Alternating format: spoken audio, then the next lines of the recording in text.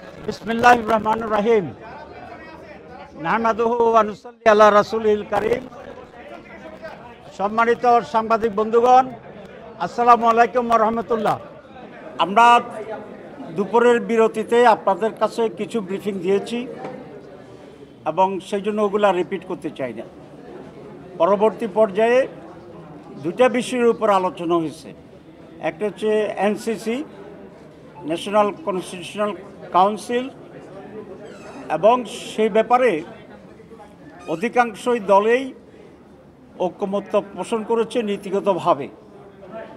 অন্যান্য module, structure, functional যে authority, এইসব বিষয়গুলো আলোচনা শেষ হয়নি।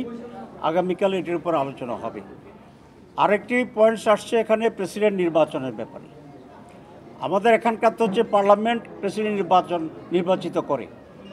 তো ঐকমত্য কমিশন যেটা রেফার করছে সেটা হচ্ছে প্রেসিডেন্ট নির্বাচনটি গ্রাসরুট লেভেলে আপ টু মেম্বার পর্যন্ত ইলেকট্রাল বডি তৈরি হবে। এটা প্রায় 70,000 এবং তাদের মাধ্যমে উনি ডাইরেক্ট ইলেক্টেড হবেন। আমাদের এখানে মত হচ্ছে একটা টেকনিক্যাল ইস্যু, যদি লোকাল গভর্নমেন্ট ইলেকশন কেয়ারটেকার সরকারের অধীনে হয়, কারণ আমরা ওদের দেখেছি যে সরকারের অধীনে নির্বাচন হয়, লোকাল গভর্নমেন্ট ইলেকশন তারাই হয়ে যায়। তো সুতরাং এখানে 70,000 লোক আর 70 লক্ষ লোকের এখানে কোনো ব্যবধান নেই।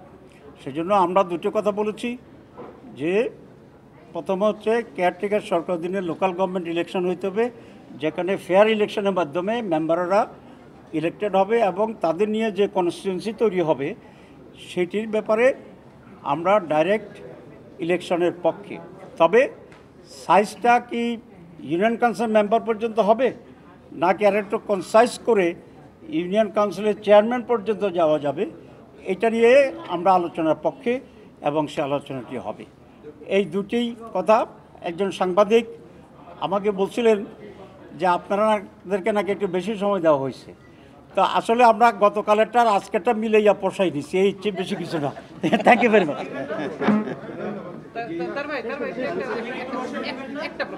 আমি বলেছি যে একজন তো আধা ঘন্টা করছে, বাকিরা ওয়েটিংদেরকে বলছি আমি শুধু 5 মিনিট নেব এবং আমি আশা করি সকলে এই কালচারটা।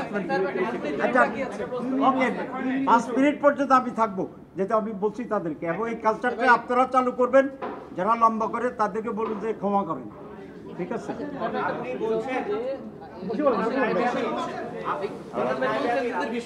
বেশিরভাগ দল এনসিসি বিষয়ে একমত হয়েছে, কিন্তু আমরা তো বিএনপিকে শুনলাম যে তারা একমত নয়। বাম রাজনৈতিক দলগুলোতে একমত নয়। কি বলা যায় যে সবাই একমত হয়েছে? আমি সবাই তো বলিনি, আমি বলছি বেশি সংখ্যক দল, তো কম সংখ্যকের ভিতরে বিএনপিও আছে। 2, আলিয়ার সাহেব বলেছেন মোর দেন 3/4, 4 ভাগের 3 ভাগে নীতিগতভাবে এটার সাথে একমত হয়েছেন।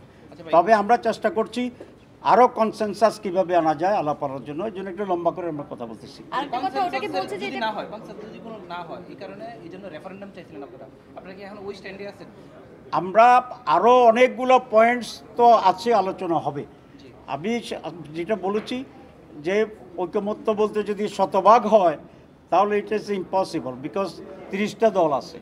সুতরাং ঐকমত্যের ব্যাপারটিও একটু কনসাইজলি কনসেপ্ট তৈরি করতে হবে যে এতটা হইলে এইভাবে হইলে ঐকমত্য হয়ে যাবে।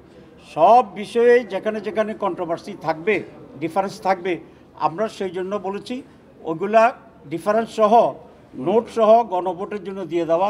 লেট আমাদের জনগণেই এটির উপরে চূড়ান্ত সিদ্ধান্ত নেই। আমরা এই পয়েন্টে আছি। আরেকটা প্রশ্ন যদি কে করছেন এটা নেব।